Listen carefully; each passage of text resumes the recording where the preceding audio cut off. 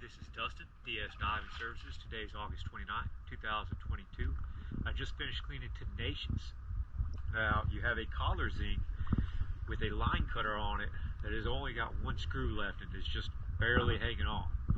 If you turn the boat on, you're going to sling the zinc and damage your boat. So I'm going to show that on the after video, and then I'm going to move it for you and put it on the deck of your boat. Let's take a look.